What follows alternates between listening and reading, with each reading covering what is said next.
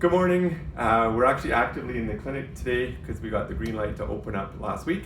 And I wanted to shoot this really short video on shoulder function and specifically for people who work out overhead. So this could be someone in the gym who's lifting overhead. This could be someone who paints overhead. But anybody with chronic shoulder problems should watch this because through the right rehab and the right knowledge of the biomechanics, shoulders should be able to lift overhead repetitively for your whole life. But lots of people suffer from chronic shoulder problems, including chronic tendonitis and surgery and so forth. So I'm gonna kind of break it down into 3 things you have to understand to keep your shoulder healthy. Okay, so the first one is really simple. It's your spine does have to be relatively straight. Okay, so when I'm looking at somebody from the side, if there's a lot of rounding in the upper back, it actually pulls your scapula into a forward position, which is called protracted. But now all of a sudden your shoulder won't work anymore. It's going to get pinched. So that's a more technical X-ray. Well, you can see the rounded spine. But the problem with the rounded spine is it brings you forward and all of a sudden your shoulders can't get up. It's a spinal problem, okay? So that's getting a bit technical. You can shoot me a message if you want to know more about that. Looking from the side again, rounded is terrible for your spine, your neck, and your shoulders, but we want your spine to be relatively straight, pulls your shoulders back, okay? The second one now is the muscles around the shoulder. If the spine is straight, but postural habits have you forward, in essence, it's doing the same thing. It's bringing your shoulders in and down. That's usually like tight pec minor, okay? Really weak mid-back rhomboids. So when you think about this, the spine, the shoulders, we want them all back.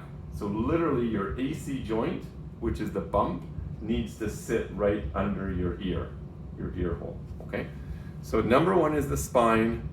Number 2 is going to be just the postural. And now number 3 is the actual shoulder joint itself, okay? So the shoulder joint is the ball and socket, so it turns like this.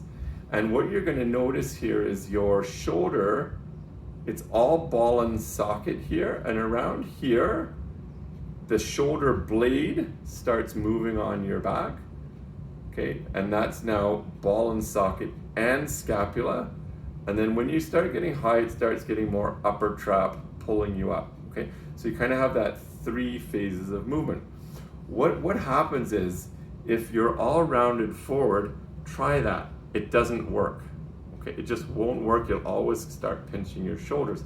So the thing is coming back here. So I'm going to assume for the purpose of this video that number 1, you're cognizant of your spine being straight, okay? Number 2, posturally, it's not a military like up and back. It's literally like pinching a book this way between your shoulder blades. So bringing them back this way slightly to get that ear and AC joint in line. And now there's the shoulder itself. So you have this ball and socket in the shoulder, okay? And that is surrounded by the joint capsule, which is connective tissue. It's incredibly dense tissue. If you think about squeezing your Achilles tendon, it's hard. It's incredibly dense tissue. It also has contractile cells. So cells in that joint capsule will get tight, okay? So that's why, okay, so we talk about the shoulder moving, okay? You should have all ball and socket to at least around here before everything else starts moving, okay? And the ball and socket is responsible for internal and external rotation of the glenohumeral joint, the ball and socket. So I'm gonna show you a couple of quick tests and stretches for what you want to look for in that joint, because then you can know what to stretch out and get mobile.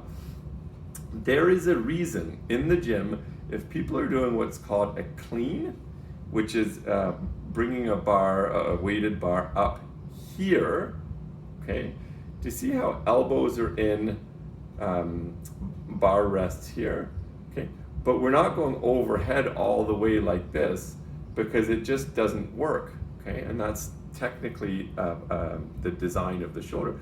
When people talk about what's called a snatch grip, very wide grip, well, now you can get up overhead really, really easily, okay? Just to gain the mechanics of the shoulder. So we need the spine, the posture, and now that ball and socket all to be functioning properly, okay?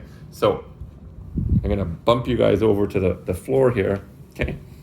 First stretch I briefly talked about, if you lie on your side, and you try and lie flat on your shoulder blade. So you're at a bit of an angle here. You bring your elbow up to 90 and you drop this down. This is what's called an internal rotation of the shoulder. And we want to make sure, like everybody's are stiff, but that's a problem. And then you want to make sure externally you can go right back down to the ground, okay? So again, for this test, your elbow's at 90, you're lying on your shoulder blades, so you're at an angle, and you can test your internal and external rotation, okay? And you're gonna do the same on the other side.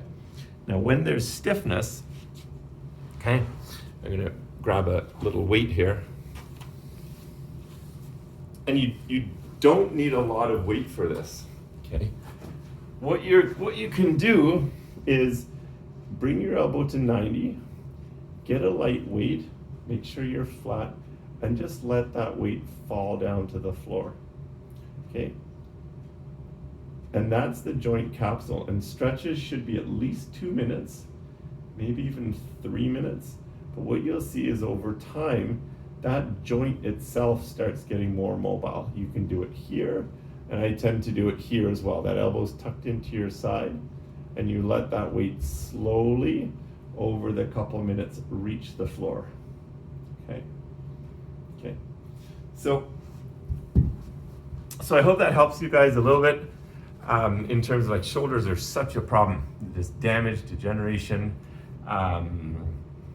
surgeries, etc. But the whole thing is mechanically, if you understand the straight spine, shoulders retracted a little bit, great.